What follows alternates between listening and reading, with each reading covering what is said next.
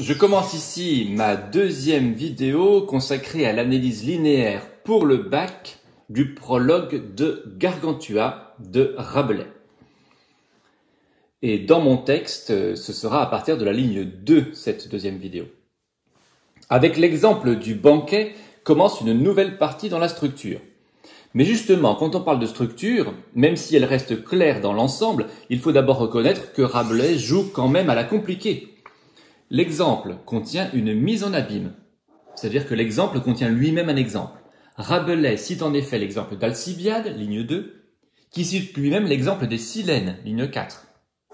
De plus, la première phrase de ce prologue est longue et complexe. En effet, le noyau du sujet, Alcibiade, ligne 2, est séparé de son verbe, déclare à la ligne 3, par 3 incises, un complément circonstanciel, dans un dialogue de Platon intitulé Le banquet, ligne 2, rattaché à ce même verbe, et un groupe apposé au noyau du sujet, faisant l'éloge de son précepteur Socrate sans conteste le prince des philosophes, ligne 2 et 3, à l'intérieur duquel on trouve une nouvelle incise, un groupe apposé à Socrate sans conteste le prince des philosophes. On retrouve ainsi 3 incises, c'est-à-dire 3 groupes qui viennent détourner l'attention du lecteur du propos initial important. Ces 3 groupes se construisent en plus sur 4 niveaux syntaxiques différents. Cette complication est-elle pertinente dans un prologue, est-elle pédagogique? En fait, le style correspond parfaitement au lectorat idéal voulu par Rabelais, et peint en regard le portrait d'un auteur, lui aussi en marge de ce qui est convenu et bienséant.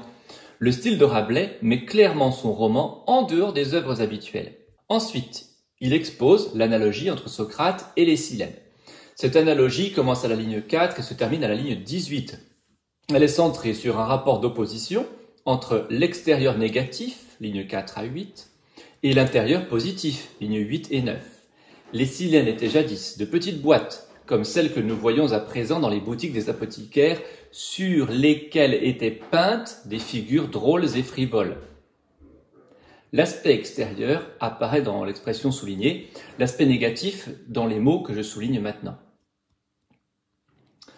Le choix de l'exemple est pédagogique. Les Silènes sont un objet concret qui permet, grâce à une comparaison, de bien comprendre. Contrairement au banquet de Platon, où les Silènes occupaient les paragraphes 215a à 215e, Rabelais développe par une longue énumération cet aspect extérieur, le rendant plus grotesque que dans le texte d'origine, où Platon consacrait quelques mots seulement à l'extérieur de la boîte. Les créatures citées sont empruntées à la mythologie antique, harpies, satyres, ou viennent de l'imagination de l'auteur, canne battée, bouc volant. Elles ont toutes un point commun. Elles sont constituées de plusieurs parties et sont donc des créatures hybrides. Les harpies, par exemple, sont des femmes à corps de rapace. Les satyres sont des hommes avec des pattes de bouc. Les lièvres cornus sont même une figure oxymorique car ils rassemblent la couardise, le lièvre, et le courage, les cornes. Nous passons bien clairement, à partir de la ligne 8, à une nouvelle partie dans l'exemple des Silènes, l'intérieur. Mais à l'intérieur, on conservait les drogues fines, ligne 8. Après un début volontairement confus, la structure est donc cette fois bien plus visible. L'expression soulignée indique explicitement le passage de l'extérieur à l'intérieur, tandis que la conjonction de coordination « mais » appuie l'opposition. Pour équilibrer et créer un vrai parallélisme, Rabelais poursuit alors par une nouvelle énumération, cette fois des choses que l'on trouve à l'intérieur, des choses de prix. Il s'agit de substances pour parfumer, comme la môme ou la civette. Contrairement au texte d'origine, où elles étaient chez un sculpteur, les boîtes sont chez un apothicaire, ça veut dire une sorte de pharmacien. Rabelais s'approprie donc, en tant que médecin ou ancien médecin, la matière originelle du banquet. Ce qui se trouve à l'intérieur des boîtes le représente. On observe donc dans ces lignes une démonstration articulée autour de la conjonction de coordination « mais ».